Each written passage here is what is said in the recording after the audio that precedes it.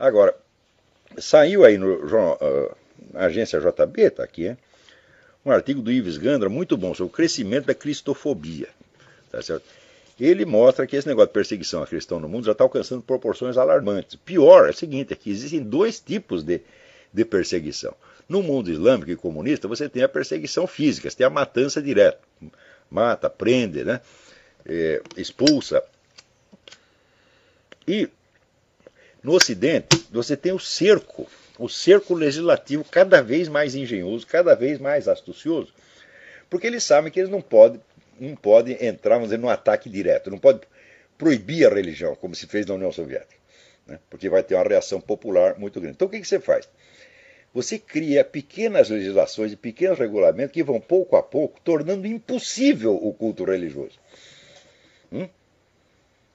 Leis que obrigam o indivíduo, o crente, a agir contra a sua religião. Por exemplo, está lá a instituição católica, agora a instituição católica é obrigada a distribuir camisinha e anticoncepcional.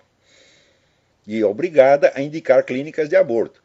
Então você impõe ao indivíduo o dever de violar a sua consciência religiosa. Se ele não violar a consciência religiosa, ele vai para a cana. É uma técnica que já foi usada no tempo da Revolução Francesa, em que eles fizeram um juramento, quer dizer, obrigava o clero a jurar fidelidade a um governo que era antirreligioso, anticristão. E quem não jurava fidelidade era expulso do próprio clero. Por quê? O governo assumiu o controle do clero, de maneira que os padres, todo o dinheiro que eles recebiam para o seu sustento vinha do governo e não da igreja.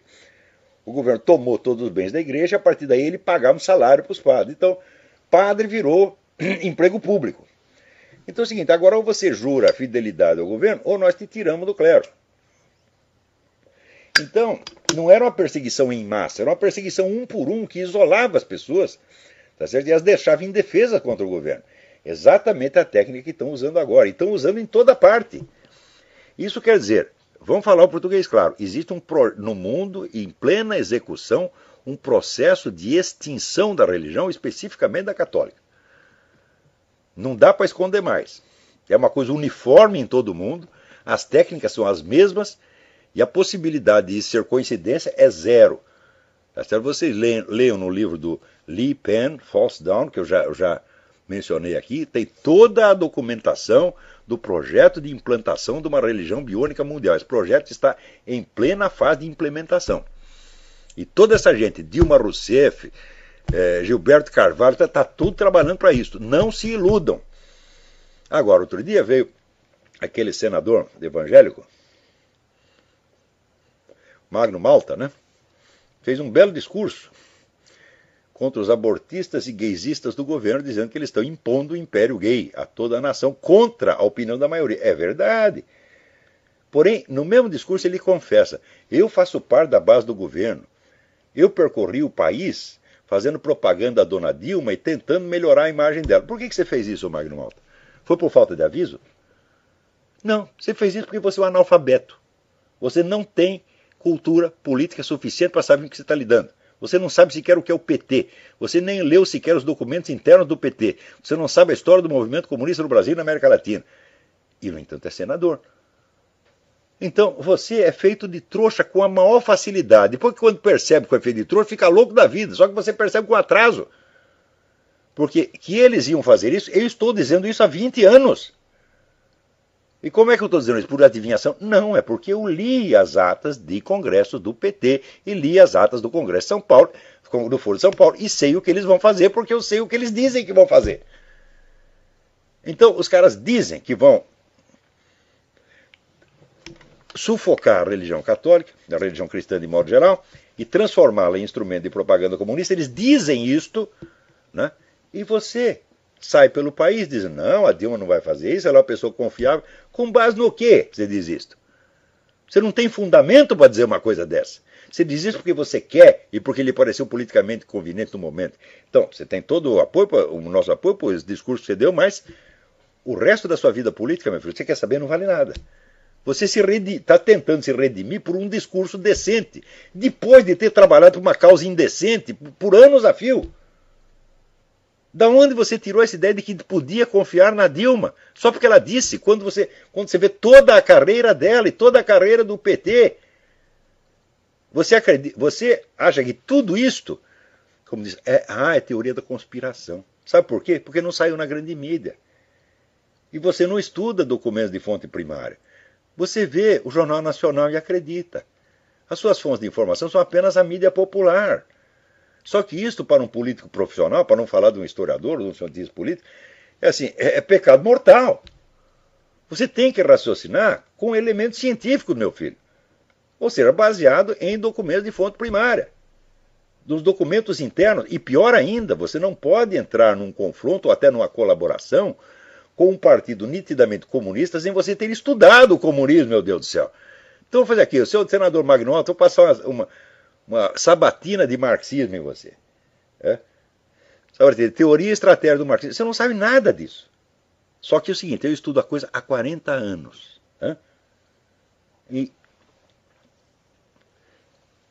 Só que a minha opinião não vale. Por quê? Porque ela se baseia em informações eruditas, informações que não são acessíveis ao povo e que, quando você as usa num debate, elas não têm aquela credibilidade automática das mentirinhas que foram repetidas 1000 vezes pela Globo, pela Folha, etc, etc. Não só você pode falar contra o cristianismo, como é absolutamente obrigatório falar contra o cristianismo. Você verá, recentemente na cidade de Santa Mônica, na Califórnia, foi proibida a exibição pública de presépios. Quer dizer, o negócio está cercando. Vocês viram, em 1954, o grande filósofo teólogo católico, Dietrich von Hildebrand, num livro que se chamava A Nova Torre de Babel, ele escreveu o seguinte. Ele disse, olha, recentemente o combate anticristão mudou de fase, mudou de etapa. Na era liberal, que era assim entre o século XIX, né, democracia europeia, essa coisa toda, o pessoal falava mal da igreja, mas o cristianismo ainda estava imbricado nos valores, nas instituições, nas leis, no ensino, etc, etc.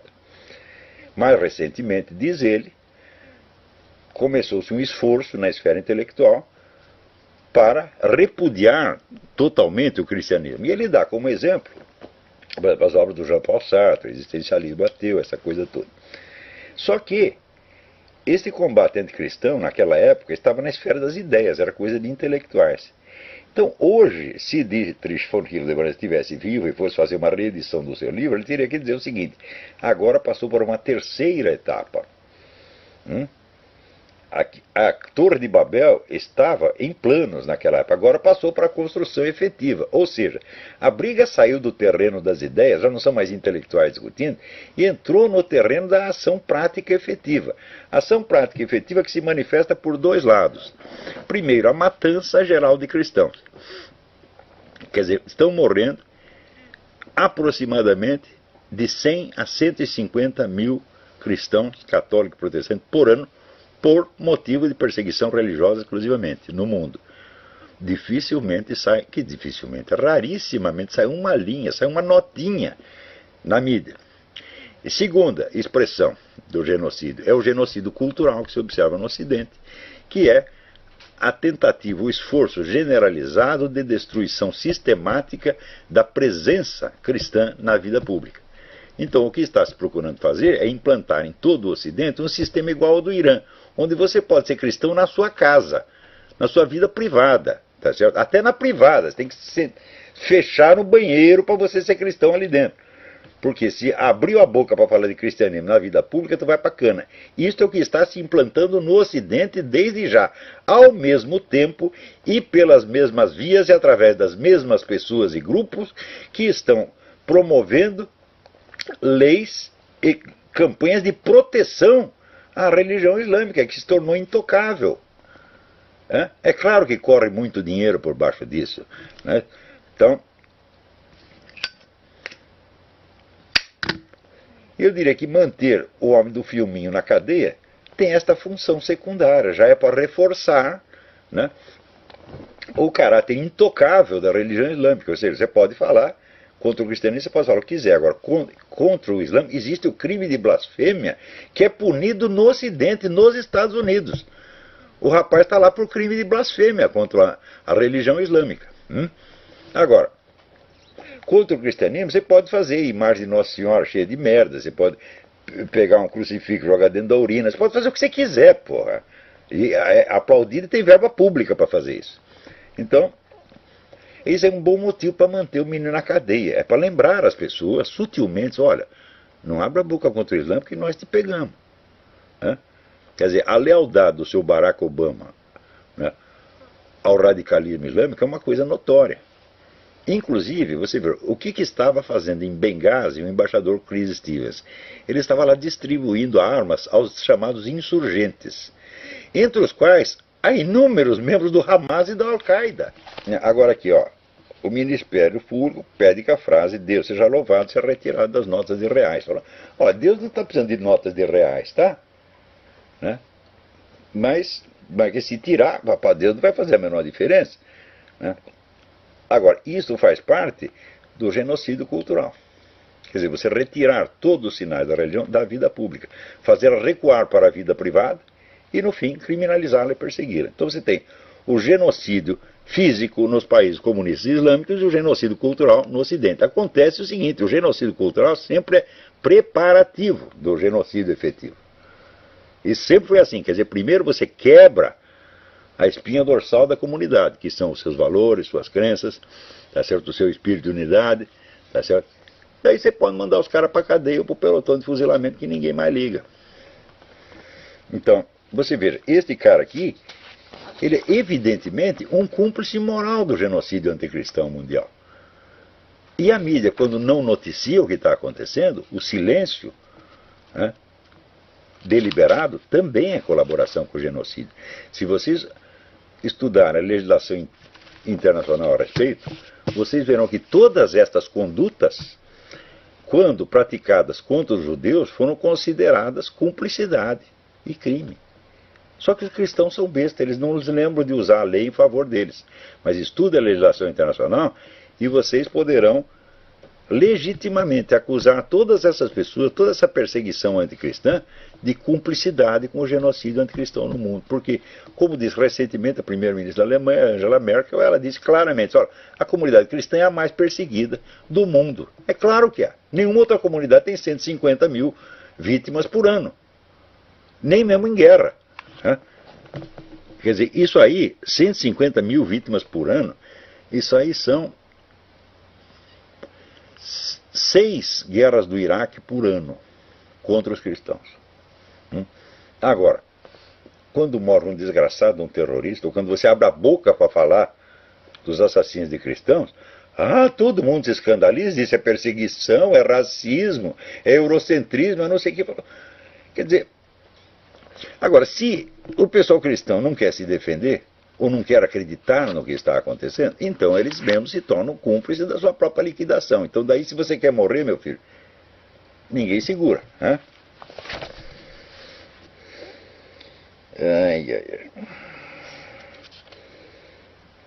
Outra coisa, estou falando aqui da perseguição anticristã. O Barack Obama, umas semanas atrás, ele disse o seguinte, ele disse...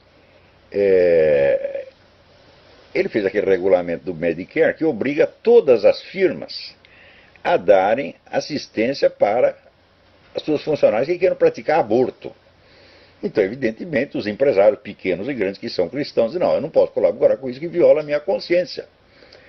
Daí o Barack Obama disse o seguinte, disse que a primeira emenda, né, que protege a liberdade religiosa, não se aplica a empresas e instituições. Isso quer dizer que se você tem uma pastelaria, né, e tem um empregado que quer abortar, você é obrigado a pagar o aborto dela, contra a sua consciência. Claro que isso faz parte do genocídio anticristão. Quem é que não está vendo? O que falta é alguém que reúna todas estas manifestações e perceba a articulação de umas com as outras. Por quê? Porque essa turma que está apoiando, vamos dizer, a perseguição, o genocídio cultural anticristão, é a mesma que está promovendo a proteção generalizada da religião islâmica. Tudo isso está muito articulado, gente. E os países islâmicos são justamente os que estão matando cristãos. Então, tudo isto tem conexão entre si. Não são fenômenos separados, não são puras coincidências. Né? Ora, puras coincidências, meu filho, são mais raras do que você imagina. Né?